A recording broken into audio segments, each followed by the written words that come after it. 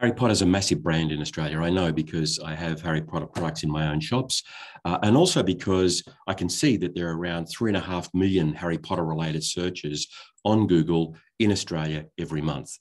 And I was really grateful a couple of weeks ago to actually get to the Harry Potter flagship store in New York. I just want to share very briefly that experience to take you into the world that they've created from a retailer's perspective, and also from the perspective of how they're reinforcing the strength of the brand. When you come to the shop, it is as simple as the photo that you can see on the screen at the moment.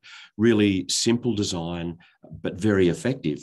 And right from the moment you put your hand onto the door handle, you're entering this world that's pretty special, that's pretty interesting. You're greeted with a level of retail theatre that really is exciting and inviting. Inside the store, which is 3 levels, there's a staircase that goes down, and you're presented with this amazing creation that just looks stunning.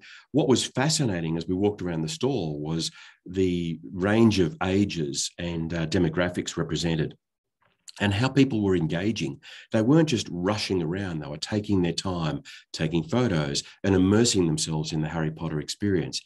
From this stairwell, you can see the detail that they've gone into to create these amazing experiences for people. So, you've got the artwork at the top, then you've got the spiral staircase that goes around with phrases from the movie, and then you're able to access it from both sides.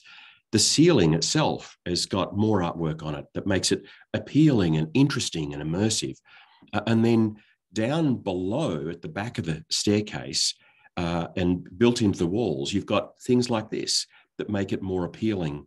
It makes the retail experience like a ride or some sort of similar entertainment experience. It's not just about selling goods, although of course it is. It's about selling the brand, and they do that extremely well. Every meter of space in the store has been used. Behind the staircase, down on the lower level, you've got these cases there. And then nearby, you've got a case open with a range of pens and journals. These are placed throughout the store so that people are presented with opportunities to buy items, but also to see items that relate to different aspects of the movie. Up on the main ground floor level, you've got this very interactive opportunity, and you hold one of the wands and then the screen lights up, and you can have multiple people playing with this at any one time.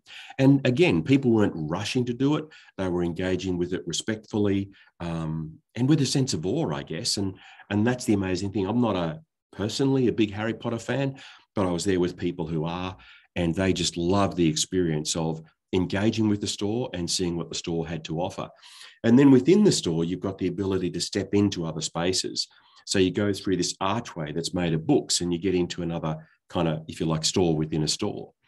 And you're able to step into this experience where you've got cells and other artwork from the movies that you're able to purchase.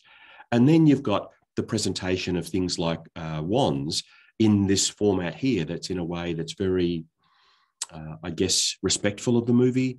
The whole shop experience very much fits with what you would expect to be, I guess, in that world, which is just fascinating because it's another way, not only for people who love Harry Potter already to immerse themselves in it, but for people who are kind of on the fringe to get further into the brand. And I think that's what's key to what they're doing here. Minalima is a store in the UK, and they've brought a small format of that to this New York experience, which is just fantastic. So this is within the Harry Potter store, and it's a store within a store experience that you can step into. Just an amazing thing to see. Again, very immersive. You're able to experience parts of the story unfolding for yourselves. You've got clothing that you can buy, and then you've got merchandise according to the various houses within the film.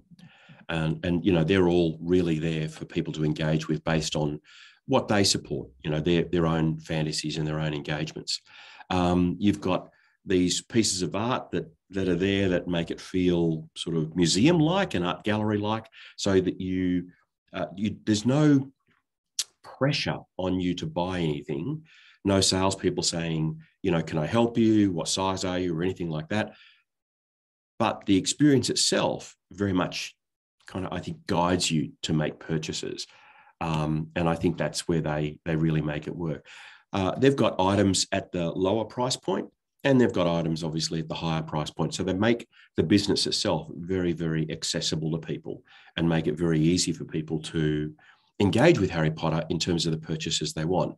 Even at the baby clothes level, you've got items like this that are really cute that if you want to get your grandchildren or your nieces and nephews into Harry Potter at a young age, you've got the opportunity to engage. And this is one of the things that's really good about the store, is how it invites people into the brand and to engage with it. And of course, they've got the seasonal offer as well. So I thought all in all, the experience was pretty good, and it was pretty amazing to see, and quite a worthwhile experience. It reminded me very much of the value of experiential retail. And I guess, with the Harry Potter brand, the many, many millions they've got behind the brand worldwide, they can afford to do something like this in a flagship store in New York. And I get that. It's hard for us in indie retail, small business retail, to do that. But I think the Harry Potter experience is a reminder that providing shoppers with an experience that may not overtly look and feel like it's, hey, come and buy this now, but providing shoppers with this experience can be a really good way to connect with them, to get them talking about the store and bring them back. If you're in New York, I would say have a look at the Harry Potter store. It's one of the best examples I've seen of experiential retail, immersive retail. And I say that as someone who's not a Harry Potter universe fan. But as a retailer, I found it fascinating.